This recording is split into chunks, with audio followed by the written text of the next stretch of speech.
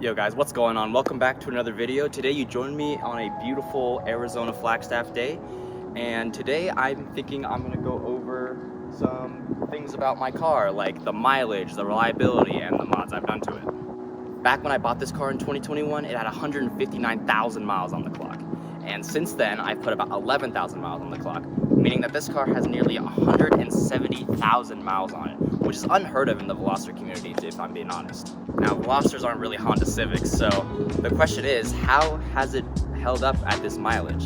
You don't really see Hyundai Velosters at this mileage too often, so no one really knows the answer. But in all honesty, it's been great. In my 2 years of ownership and 10,000 plus miles of driving, I've only had one check engine light, and it was for an evap code, which honestly, if you were to ignore it, it would still run fine. It would just kind of smell like gas. But in the realm of catastrophic issues like engine, transmission, and things of that nature, this car has been perfectly reliable.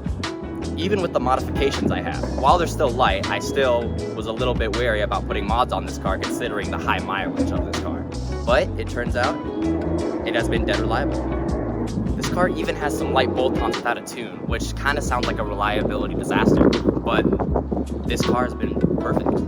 Let's start with the first mod I did to this car, which is an ISR race exhaust. This exhaust sounds amazing. In my opinion, this is probably the best catback you can get for this car. While it doesn't pop and burble very much, mostly due to the cats in the downpipe, it still sounds crisp and amazing. The install wasn't too bad. The only real difference between installing this versus a normal exhaust is that there is a bracket to change the location of the e-brake line so it doesn't get too hot from the exhaust. The only thing that is broken on this ISR race exhaust is that there is a little piece of metal that connect the two pipes in the back. That kind of sheared off, but I was able to take it to a muffler shop and get it welded back up for free. Next mod is going to be the Ram Air intake, which is from InGen. This is a 3-inch intake. It costed about $200, and it was actually a very easy install. While I didn't feel too much of a difference in performance, sound is on a completely different level. You hear the turbo at all times. When you're revving up, you hear the engine sucking up a lot of air, and then when you let off, you hear the turbo push out air from the bypass valve. This killer combination of a ISR race exhaust and an intake on this car makes it sound really good. Alright, the final modification I did to the engine of this car is going to be my oil catch can. Now, this doesn't really improve performance, this is more for a reliability thing. Now, if you want your Veloster to be reliable over a long period of time, I definitely recommend you get an oil catch can. Now, you can get a single oil catch can kit or a double oil catch can kit. I would recommend the double catch can kit if you're going for a much more high performance Veloster build, but if you're going just for like bolt-on stage 1, stage 2, a single catch can kit will usually suffice. I have Artisa art-formed carrier wheels from Fitment Industries. They are 18 by 8.5 with plus 35 offset, and with this setup, it almost has perfect fitment. I'm not lowered on any springs right now, so there's no rubbing to be found here. In around that same area, we also have the Rally Armor mud flaps.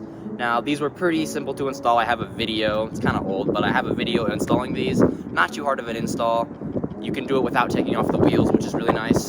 And then when it comes to the rest of the visual changes to the car, basically most of it consists of blacking out some of the silver trim pieces that you see on the front end, the sides, and the back. And I've also plastied up the badges and also painted the rear valence trim by the exhaust orange to match the outside of the car. And as for interior mods, basically all I've done so far is dyed the interior stitching orange to match the outside, and I have a shift boot kit for the automatic transmission. Lastly, a couple wear items that have noticeably deteriorated over the lifespan of this car. Pretty typical for high mileage cars would be the rock chips up front and on the hood.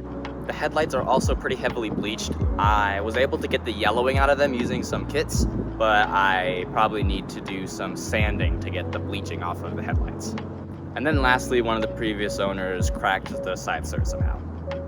Alrighty, I think that wraps up everything I wanted to cover in this video, and yeah, thank you for watching. Thank you for being patient with me.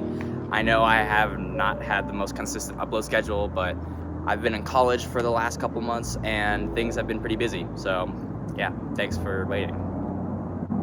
To end off this video, here's some sound clips of those amazing sounding exhaust and intake I was mentioning earlier.